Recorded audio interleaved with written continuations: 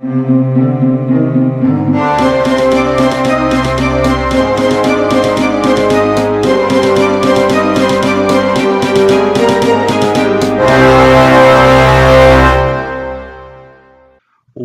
is going on, everyone? It's Mega from Mega Dynamics Openings, and here for another fake video. To keep up to date with all my latest videos, please be sure to subscribe and hit that notification bell.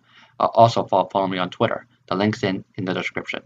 Now the fake franchise is vast, and the amount of lore is monumental.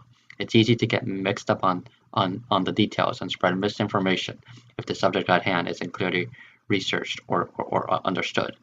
Recently, I came across a Fate lore video by the Anituber OtakudaiKun, Fate lore, the tale of Hassan of the Cursed Arm.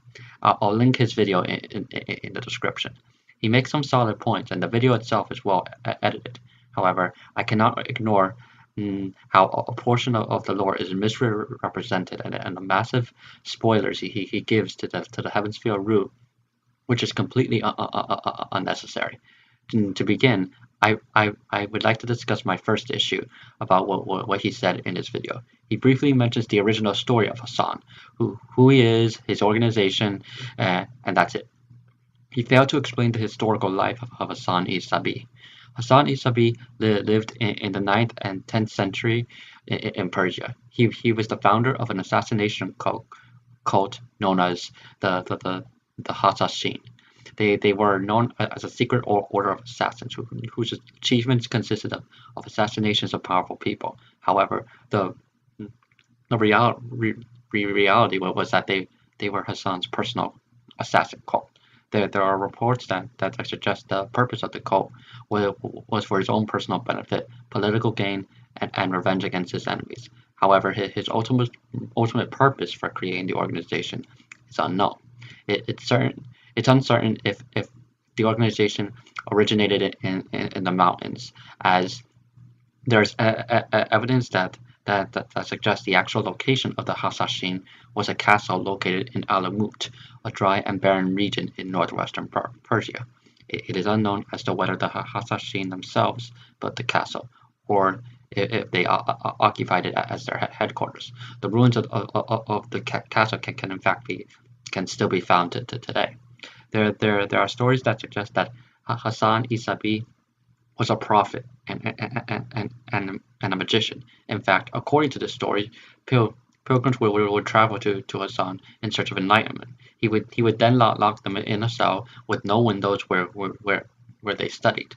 They were then tricked into drinking what they thought was a magical potion. However, it was actually a potent drug called hashish that caused the user to have hallucinations. The drug would give them the sensation of paradise. After the effects wore off, Hassan would train them in the art of assassination under the false pretense of helping them return to that sensation they experienced while drugged. Hassan-i-Sabbah was a brilliant cult leader, skilled in assassination, who tricked his followers through the use of a drug to become his students. There are some key differences between the historical lore and the fate lore. For example, in the historical lore, the Hasashin were known to be masters of disguise, and they were known to send a warning in the form of a no. Common weaponry for the Hasashin would be an easy to conceal Syrian dagger. In the Fate lore, there are a total of 19 Hassans. The original was known as King Hassan. His purpose and actual existence is shrouded in mystery within the order. His purpose was to kill any Hassan who strayed from the path and disappears into the shadows again. Every Hassan follows his orders but have never actually seen him, and thus meeting King Hassan is the ultimate punishment for a Hassan. The noble phantasm of each Hassan, excluding King Hassan, is called Zavania, and it differs per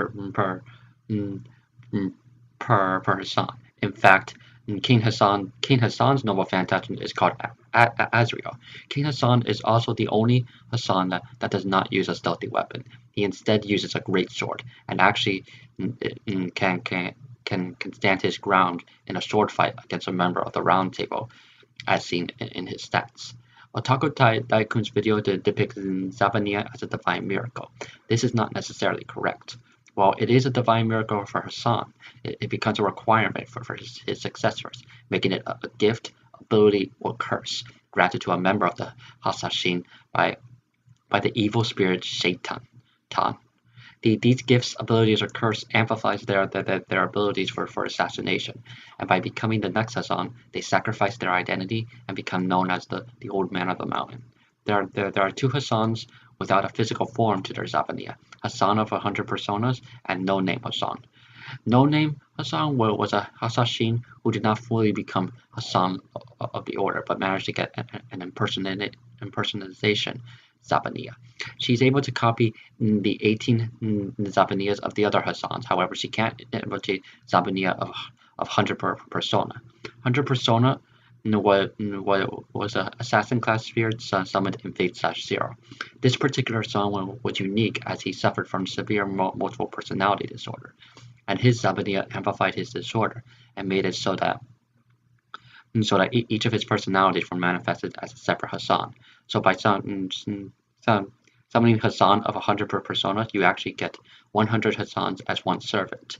The downside to this is that, as with any assassin class servant, despite there being 100 of them, they all have assassin class stats. So in a one-on-one fight against another servant, it's suicidal. 100 persona Hassans, Zabaniyya is his actual mind, which brings me to another Hassan I want to discuss, and that is True Assassin. True Assassin is the Hassan that is summoned by Zokin in Heaven's Field. The Zabaniyya of True Assassin in Heaven's Field is in fact the actual cursed arm of Shaitan. As seen in Heaven's Field, all he has to do is touch you with the finger of his cursed hand, and he can obtain a duplicate of your heart. Any damage done to this duplicate happens to your actual heart. He can also use it to steal your actual heart and consume it to obtain your intelligence.